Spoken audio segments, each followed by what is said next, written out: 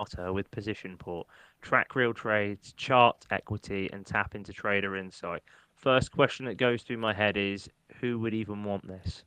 I'm wondering, are you trying to tap into institutional traders? Are we focusing on the smaller? I mean, it sounds to me like you'd need to be an institutional fund to probably want to get into this, but that's not made very clear. Again, no real use of imagery to help portray that message and help me Mm. understand, like, who is this for? What does it do? Like, position port again, like, have you even highlighted the reason as to why I want it? So again, it comes down to, like, without knowing how they're positioning. So I will caveat what I'm saying here. I don't know if they're running ads. I don't know if you're specifying specifically in those ads. But as someone who would literally just land here from the planet Mars, this would be my interpretation of the changes needed to be made. Um, Mm. Enter your email, sign up. Very generic. Going to be an issue because it's like, well, what am I signing up for? What are you giving Yeah, me? that's a What good am I point. going to get? These things aren't really being covered. Looking at the top traders, products, ledgers, community. Again, I'm not getting any help from that either. So it's not like we've even got a sticky header bar to sort of give me some pointers or some assistance. And so for me, I feel like we haven't really got the full context of what this is. So if you're Mm. running paid ads and you're explaining it all, let's say in a video ad, this may still work. But if you're reliant on branded search, should also be okay because they'd have to know you. But if I was coming here from just a general search because someone said, hey, this position port is an option, or I happen to search online for, I don't even know what it is because we can't even tell from this thing, but trading Yeah. related software maybe, or how to port Mm. my trades from, I'm guessing, MetaTrader 4 to TradingView or vice versa, I then think it's a if really I good landed from that, this needs to be addressed. It's a really good point, Rich. I just want to actually emphasize that because it's a very, I think it's very overlooked in that the pre-click journey is arguably just as important, if not more important, than what people see on the page because you're setting the context, you're setting the frame, you're setting the expectation of that visitor. It's such a thing that people overlook with conversion rate optimization. When we get clients asking us for CRO audits, and we say, hey, like, can you tell us a bit about how you're driving traffic to the site? And they're kind of like, why? It's like, well, that's arguably one of the When it most important matters. parts because you can have the best looking website in the world that ticks all the CRO boxes. But if you're sending the wrong visits, or maybe it's the right visits, but you're just setting the wrong frame or setting the wrong expectation, or what they've seen in the ad doesn't match up to the page they're landing on, it can sabotage your conversions. It doesn't matter how quote unquote good your website is. It's only as good as the context that you've set pre-click. So it's a really Reframing. important point, Rich. Yeah, Yep. absolutely. And One other if thing. anyone's not fully understanding that, let me make it very, very simple. If what they see before they hit your website has pictures of cats and cat food, IAMs, whatever, and then you drive them to a website page and the first thing they see is a Labrador and a Labradoodle and dog food, what do you think your chances are they're going to buy something? Pretty damn low. So that's what Tom's getting at is the messaging they see beforehand needs to be congruent with where they land. I think that I mean that in itself, because that might sound like an extreme example, but it's actually very very common because a lot of the time, like these pet food brands, maybe they do dog and cat. It's the same with fashion, right? Someone might click on some outfit they've seen, they then land on a website, and a lot of these fashion stores will have like a slider. So on the slider, they might then That's see a right. pair of sunglasses, and it's like, what? I thought this was like I was looking at this, and then they feel like they're not in the right place. So it is an easy mistake to make. One other thing I just want to add to what you were saying on here, Rich, is for me, like just I don't. I mean, you know the trading space much better than I do, but I know it's a very competitive market. There's a lot of tools and platforms out there. This is seriously lacking any social proof. Like there's nothing on here. We need, whether this be like join thousands of traders or, 5,000 plus 5-star reviews, or maybe As used even sometimes by to the point you certain made. big brand Exactly, names, the point you made etc. earlier, Rich. Yeah. Even sometimes, and this is where another thing that I often talk about, if you're a smaller business or a startup, you can even have like credibility by association. So if there are certain platforms like TradingView or whatever that you integrate with, you can just put those on there, integrates with, to your point earlier, Rich, and then you can just have a sliding carousel underneath it. And just by people seeing those names and logos they recommend, they know and they recognize, they then associate that trust with your brand. So it's a very kind of subtle way of actually building trust and credibility, even if you aren't in a position to have your own reviews or like clients who are particularly recognizable institutions or whatever. Okay. Well, here's What a are you good start. thinking here? What is Does this... position port? Click that one for me. I'd actually like to know so I can tailor the information better. It's a platform where traders can visualize their equity, track real trades, and access insights from. Okay, so it is kind of where my head was initially specifying. So typically, your ordinary retail trader gets an account, links it to, say, a platform like MetaTrader 4, and then they view their money they've got left over, the money that's already at risk, to use language that I know you'll get, and what that position even is, like pound dollar, for example. This is basically saying it's creating a dashboard to let you see that, so you can see all the things you've got open. But realistically, again, like if you've got a massive institution and thousands of positions open, I'd guess that's kind of what they're targeting here. It's probably for large funds, etc. But for me, like, wouldn't be necessary. I've got other things that I use for this. So that's interesting. Now, back to what we were talking about a minute ago. You said, like, what else do we see here? Great trades start with analysis and follow through with commitment. Position port is where traders get clarity. So again, it's kind of got 3 points here that it's using to sort of drive the message home. For me, I would like to see a video on this page, and I would like to have like a demonstration and walkthrough of like what makes this different, why is it useful, how is it going to give you less headaches? How is it going to make it easier for your fund to mitigate risk, essentially? Like, are there going to be alerts that pop up saying like you're overexposed on this or whatever?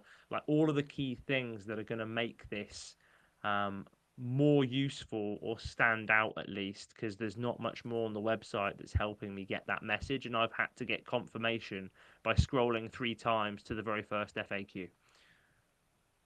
Mm.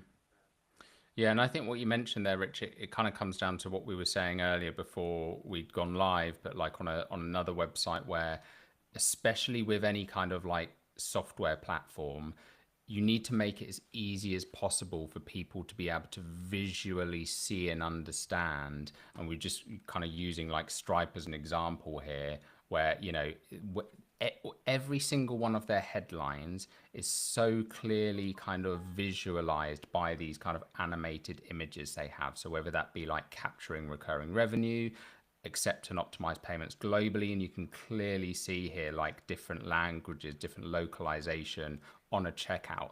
So it makes it so effortless just as I'm scrolling through this website to be like, wow, like that's the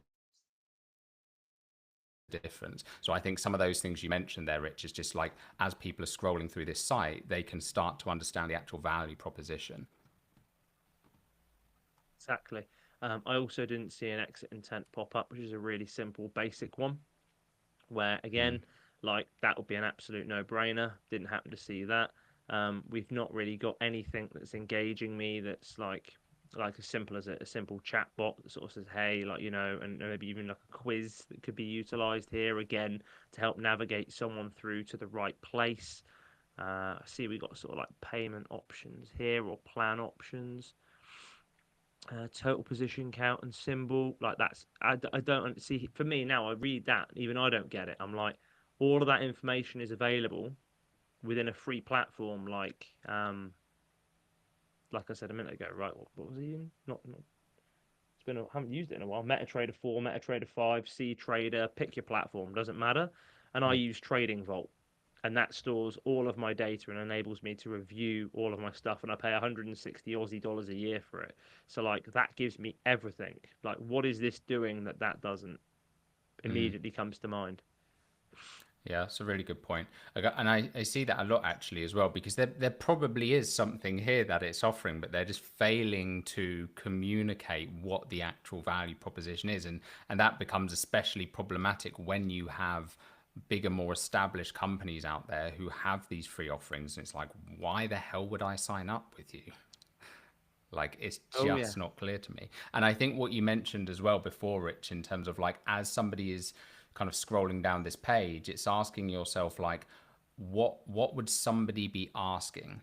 So if we've actually told them what this is, it's like the next question they're going to have. And this is where it's going to come down to the audience you're targeting, knowing the audience that you're targeting and the level of sophistication or saturation of that audience or of that segment of the market. If we know that we're targeting advanced traders who have already used a whole ton of platforms, probably the first thing they're going to be asking is, what the hell makes Position Port different from anything else? So instead of just putting this, where it's kind of like, as you've highlighted, Rich, you were like, what the hell even, what's the benefit here? The first thing they need to have is, are you fed up with this, this, and this? Here's what we do differently. And there's just none of that at the moment. Anything. Just give us context, because Yeah. again, it's like even the sign up option. I hate to be the negative one here because, like I said, it is a clean looking website. They just have all that real estate, all that space, and it's just not being utilized. But it's Mm. like even the email opt in, track real trades. Okay, great. Can do that anywhere. Chart equity. Well, again, the equity that I've got available, get that anywhere I want. And tap into trader insight. Like, again, are you trying to target? Because I can't work out if they're trying to target high end institutions or whether they're trying to target people that have never traded before that actually want the insight, because it's not made clear. But something as Mm. simple as an image here or a video would solve that problem immediately. Because if I see guys in Wall Street and suits, I immediately think institutional fund. Whereas if I see someone walking around in a hat and t-shirt and jeans on their phone, I immediately think novice trader. So Mm. again, like how can you make this easier, and then how can you customize this call to action to make it more exciting, more tangible, and more relevant? Like, for example, if you're going after a new trader, let me give you something to work with here. Copy my trades for free for the next 30 days. My average return on investment on a yearly basis is 121%. Like, if I'm a newbie trader, I'm like, that sounds fun. Okay, cool, I'm up for that. Whereas from an Mm. institutional fund, like highest level of security, completely unrestricted system, full visibility of all traders, um, active positions, risk mitigation software, warnings to tell you when traders have over leveraged, etc. You make it clear, and then this bit would Yeah. do would work for itself. But out of curiosity, if they happen to be watching this, get some like clarity or true conversion on the website and actually look to see how people are engaging with this and if people are scrolling or if they're just dropping off instantly. I'd be curious to Yeah. know.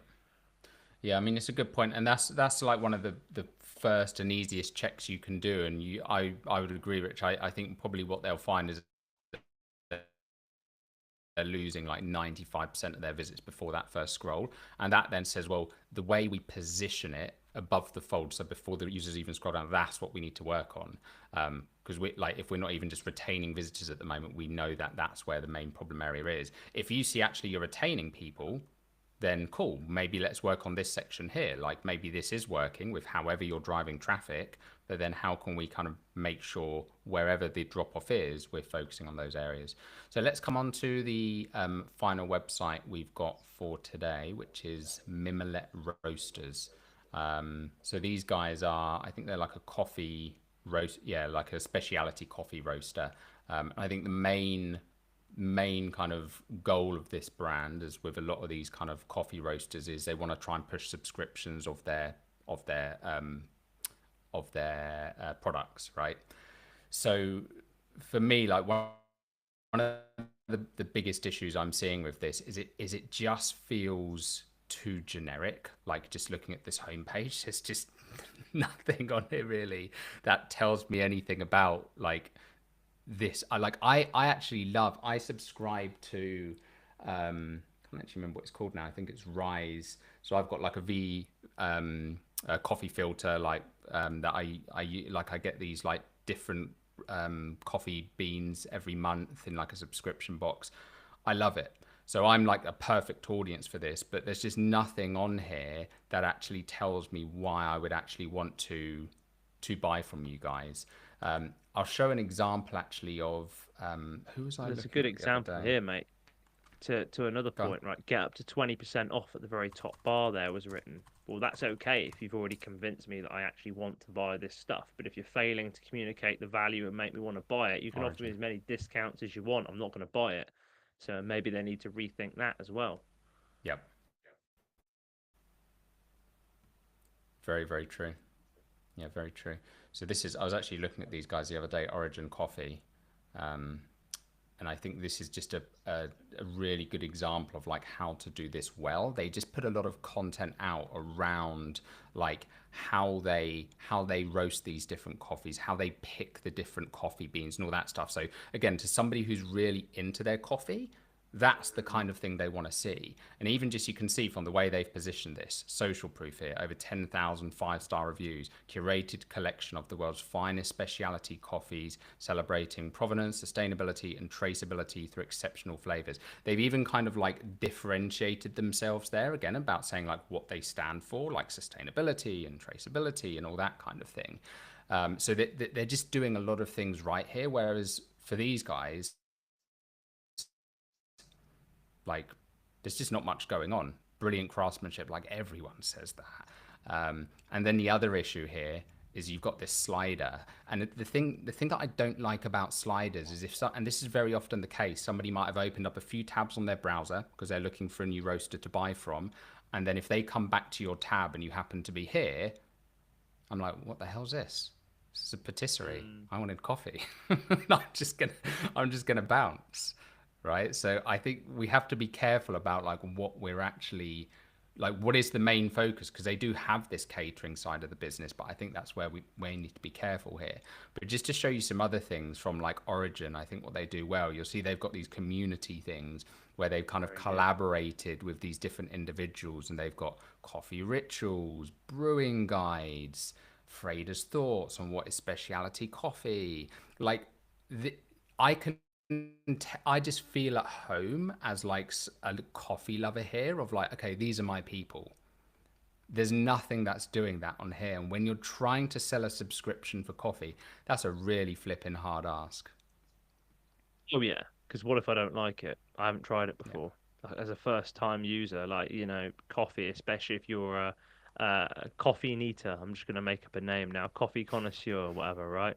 If that is the case, then your standards are probably relatively high, and so Mm, again, discounts being offered isn't going to change my mind necessarily. Because if there are other competitors available, if I'm looking at them you're probably not going to change my mind because I'm buying it because I love coffee, not because it's cheap. If I want it mm, cheap, go to the shop and just buy some Nescafe. Problem solved, right?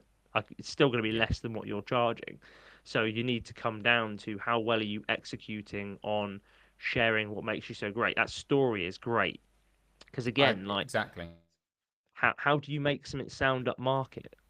Well, you tell them the story, slowly roasted over a Mm, long period of time, specially picked from this particular place, right? Goes exceptionally well with this. Oh, that's an interesting idea. Never thought I could have this with that. Like the story reel mm, goes in the head, doesn't it? And if you actually enjoy the process of actually grinding up, making it, slowly pouring it, etc., it's already putting you in like the taste buds are going, aren't they? They're like, mm. yeah, that's and so therefore the price now slowly starts to come out of the equation because you're buying for an experience, not because of the price. It's exactly it. Like, and even just with things like this, like they've got like brewing recommendations, they've got like the transparency, like price to producer. So again, that kind of leans into that whole like sustainability and transparency piece. Like this is just, they're really standing by their values. And again, for like, you're absolutely right, Rich. Like I would happily pay £10, even double the price for this just because of how they've positioned it. They've sold me on the story. Like if we look at this product page in comparison, I know nothing about this. You know, you've made this claim on the homepage of like, oh, we pick these amazing coffees from around the world. Why? Where Why? is that, What? by the way? Yeah. Where is What? that? Why It have looks you lovely. I picked need to go this? visit. Exactly. Like, why have you picked this one? Like, okay, they've got minimal information, like the region, the farmer, they've got the note. So, okay, there is some things on here, but when you look at this in How do you even know comparison, that's real though? yeah, well, Like, you because a don't. farmer, why is there no picture of the farmer in like a Mm, carousel? You could have an actual picture of the location, a picture of what yeah, the coffee actually looks like, a video of it being poured, which would be like epic, this. by the way. Like, that would be amazing. And then you have that, but you could put all of that on the slider at the top, and then they can see it all from the word go. Yeah. Yeah, like this is just, you know, this is just such a perfect example, like all the things that are just missing from that site, and you know, showing the subscription, showing that I Now can that's customize it. I get cool. to see this like amazing box that it comes in. Like it it's just night and day. And like sometimes, you know, it's difficult because sometimes it sounds like we're just like tearing these websites to shreds, but we say this with like tough love because Sure. it's not just a case of, you know, putting a scarcity widget or a count. This is normally what brands do when they think like, why aren't we getting conversions? Oh, we need to add a social proof widget. Conversion rate optimization is not flipping widgets. Conversion rate optimization is actually becoming a amazing business that has very specific values, and you stand by and demonstrate those values. And you Everything communicate them Origin talks correctly. about, they're communicating exactly. They're showing like their commitment to the producers, to the farmers of the coffee. To your point, Rich, they've got pictures on here. They're showing like, you know, they're producing all of this content around it because they just love it. That's what they do, you know. So they want to do that. They're showing the story. They're telling people why they have picked this particular coffee. You know, like we have to practice what we preach. If we really are passionate about what we're selling, show people that you're passionate. It's a funny thing with marketing, right? I think a lot of people underestimate passion. Like passion is infectious. And very often with what you're selling, like you're looking to attract like-minded people, right? So your passion for the business, for what you do, can rub off. So next time I'm up, Tom, does that mean you're going to make me one of these coffees? Yeah. Oh yeah, for sure. Because this is Absolutely. another thing that my mate Oh always mate, does. Whenever I go over his there's place, nothing better than he the always smell of goes, "Do you like want a coffee?" fresh coffee beans. Yeah. Yeah, I it's actually only just realistic, got isn't into it? coffee recently, to be fair. I was never like, I honestly, I couldn't tell the difference between just an instant coffee and like a freshly brewed coffee. I was just like, coffee's coffee. And it's only after my brother got me into like filter coffee that I was like, oh my God, this is actually like amazing. Like you can really taste the difference. Anyway, enough about coffee.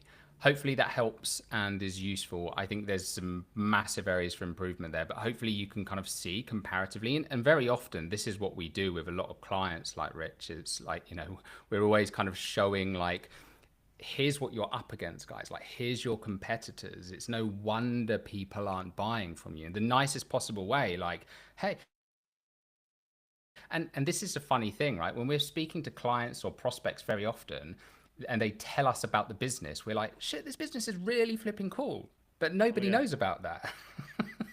Nobody knows how amazing it is because you're just not talking about it, you know? And if you are, you're not communicating it correctly. You're not communicating it in a way where your potential future customers can understand it. Because what's Mm, in your head and how you describe it doesn't mean that they're going to receive that message and understand it. And so, like you said earlier, Tom, with conversion rate optimization, it's about firstly, okay, what are the core principles? How close are we towards that? Okay, we're a million miles off this, but we're actually quite close with this. Okay, great. Once you've kind of got the foundations right, then it's about, okay, how can we make those micro nudges, right? How can we improve it gradually and slowly over time? Like, just to sort of share the impact of what one tiny change can make. And I won't name them, but we have a client who had a certain price point on a certain product, and it was an entry level product, and they were selling it for like under $100. Now, after doing a couple of tests, we said, okay, well, what if we were to increase the price of it out of curiosity? So the page literally remains almost the same. A couple of tweaks. Okay, we're happy with that. All we're going to do now is make one change, the price. And as silly as it sounds, we found that the first test we did, we bumped the price up by $30 and sales actually went up in terms Mm. of dollar revenue by 41%. And then we said, well, we could probably crank it again. And it was 30.13% higher revenue generated by actually bumping the price. And the irony is they didn't even lose out in sales amounts. Mm. So little tiny changes, when done, how can I put this, scientifically and systematically, can make massive differences. So we're not just sort of like making stuff up on these sort of like live streams we're doing, although we might come across brutal and harsh. It does come from a degree of experience and actually playing with these elements on other clients' sites and seeing these results. Yeah, absolutely. Cool. All right, guys. Well, thank you all for watching, and we will be back next week with another one. And if you're watching this on the recording again and you do want your website covered on the next one, just drop it in the comments below, and we'll do our best to cover it next time. Cool stuff. See you Happy days. soon. See you all soon.